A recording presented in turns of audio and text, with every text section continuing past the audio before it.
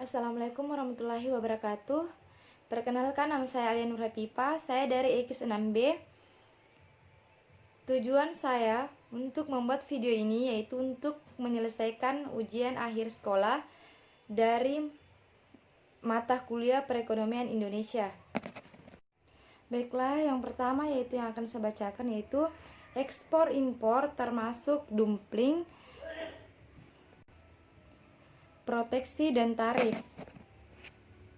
Dari tema pertama, pelarangan impor sebagai bentuk kebijakan pemerintah mengatur kondisi perdagangan Indonesia. Adapun materinya yaitu pengertian impor dan kebijakan impor. Pengertian impor. Impor adalah proses transportasi barang atau komoditas dari suatu negara ke negara lain secara legal. Umumnya dalam proses perdagangan, proses impor umumnya adalah tindakan memasukkan barang atau komoditas dari negara lain ke dalam negara. Impor barang secara besar umumnya membutuhkan campur tangan dari bea cukai di negara pengirim maupun penerima. Impor adalah bagian dari perdagangan internasional, lawannya adalah ekspor.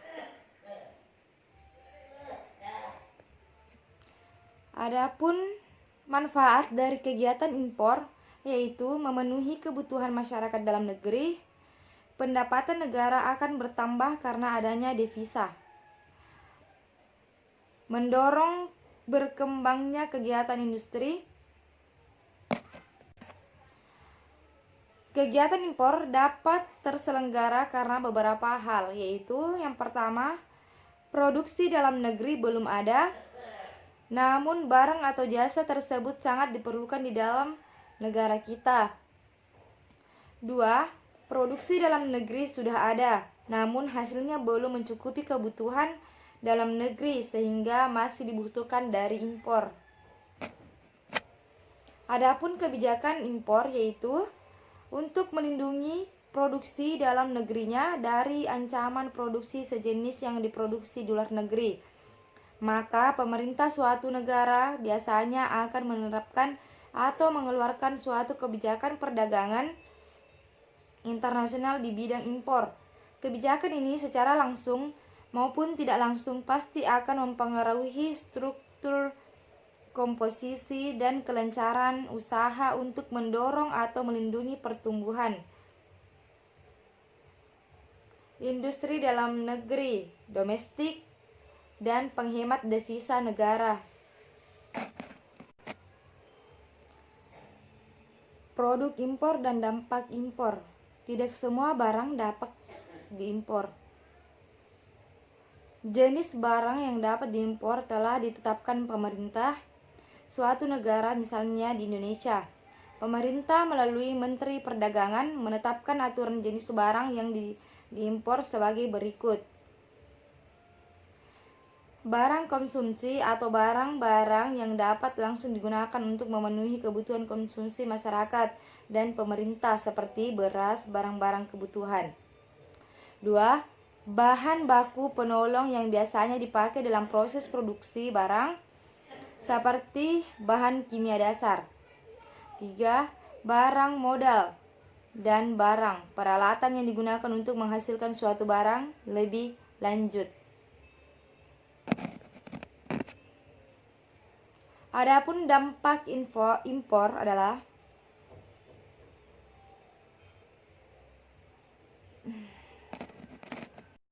Adapun tema kedua yaitu kebijakan bilateral, yang dimana dalamnya yaitu hubungan bilateral Indonesia dengan Maroko. Hubungan bilateral dengan Maroko yaitu bahwa hubungan kerjasama yang terbentuk antara Indonesia dengan Maroko sudah 51 tahun lamanya. Lebih banyak di dalam bidang perdagangan dan pariwisata.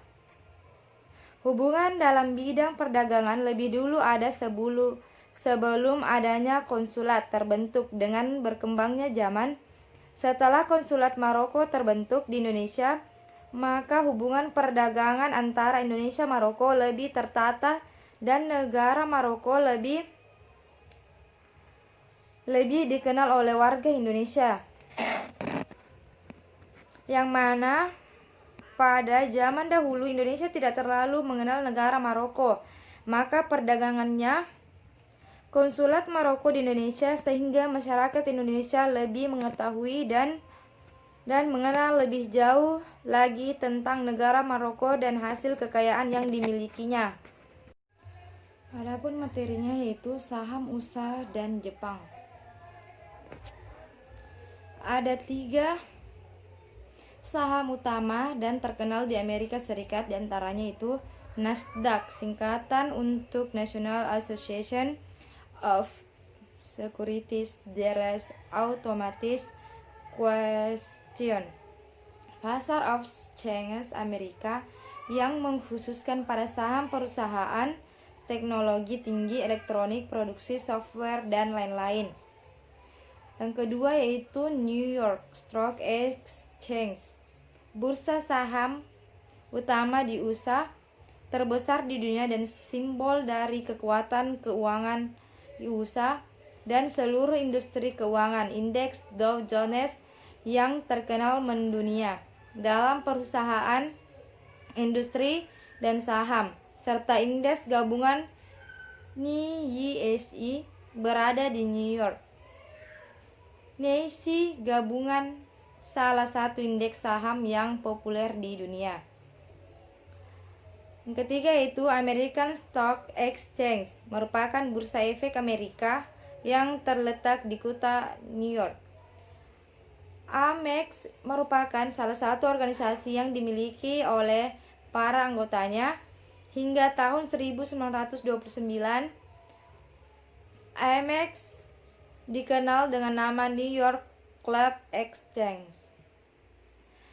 Dari 4 pasar saham yang berpengaruh di Jepang, 2 diantaranya yaitu peta bursa saham Jepang berubah setelah Tokyo Stock Exchange (TSE)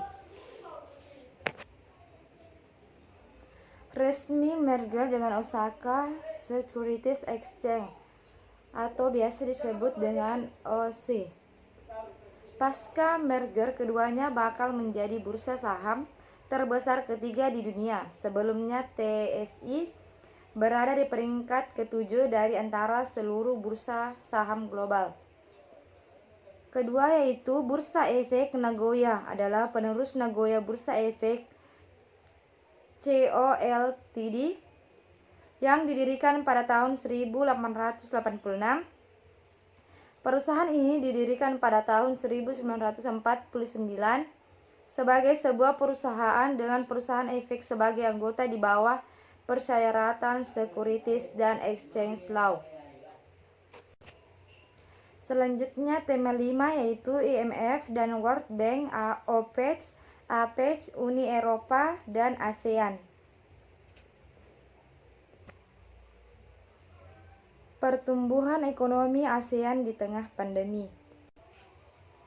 yaitu 1. Asosiasi Bangsa-Bangsa Asia Tenggara (ASEAN) adalah organisasi kawasan yang mewadahi kerjasama antara negara-negara di Asia Tenggara.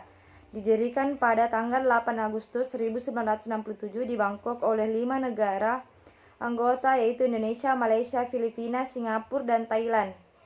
2. Semua negara ASEAN mengalami dampak negatif dari adanya wabah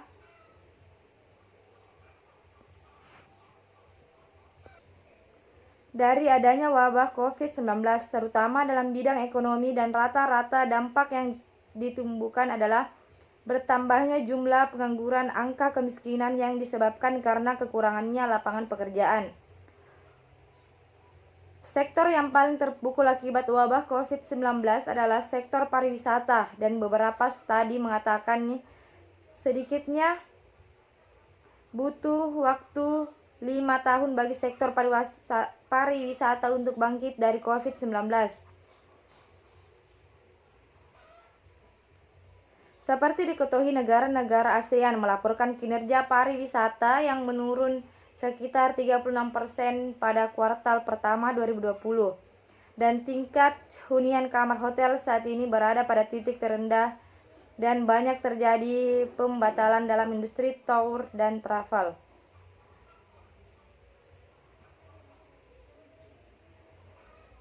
Tiga, melihat dampak yang ditimbulkan wabah COVID-19, ASEAN tentu tidak tinggal diam. Pada Rabu 29 April diadakan pertemuan para menteri pariwisata negara-negara ASEAN, Special Meeting of the ASEAN Tourism Minister atau biasa disebut dengan MATM on Coronavirus Disease 2019. Dalam pertemuan ini, negara-negara ASEAN melakukan revisi atau mengoreksi target mereka dalam kunjungan wisatawan internasional dan penerimaan dari sektor pariwisata. Adapun joint statement tersebut memuat 7 poin hasil keputusan bersama seluruh menteri pariwisata dari negara-negara ASEAN. Setiap poinnya membahas masalah kinerja sama negara-negara ASEAN dalam menjaga perekonomian dalam situasi COVID-19 sampai pasca wabah. Selanjutnya tema ke-6 atau tema terakhir, yaitu devisa dan TKI pandangan internasional terhadap bangsa Indonesia dalam kualitas SDM. Materinya yaitu perlindungan hukum terhadap negara kerja di luar negeri. Penempatan TKI di luar negeri hanya dapat dilakukan ke negara tujuan yang pemerintahnya telah membuat perjanjian tertulis dengan pemerintah Republik Indonesia atau ke negara tujuan yang mempunyai peraturan perundang-undangan yang melindungi tenaga asing. Atas pertimbangan keamanan, pemerintah menetapkan negara-negara tertentu tertutup bagi menetapkan TKI, antara lain negara tujuan dalam keadaan perang, bencana alam, atau terjangkit wabah penyakit menular, khususnya untuk penempatan TKI pada pekerjaan dan jabatan tertentu diatur tersendiri. Misalnya pekerjaan sebagai pelaut.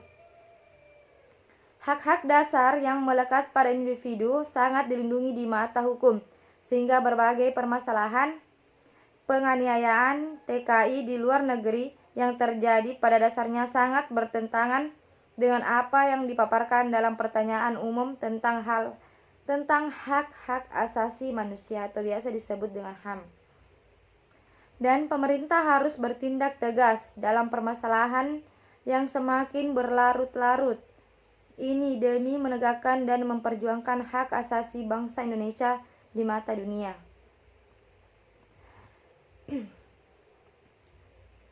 Pemerintah telah mengeluarkan perundang-undangan untuk menjamin perlindungan TKI seperti Undang-Undang Nomor 13 Tahun 2003 tentang Ketenagakerjaan yang lantas mendorong pemberlakuan Undang-Undang Nomor 39 Tahun 2004 tentang penempatan dan perlindungan TKI di luar negeri. Undang-Undang PPTKILN sudah berusaha untuk memfasilitasi kepentingan TKI pada umumnya. Sekian materi dari saya, kurang dan lebihnya mohon dimaafkan.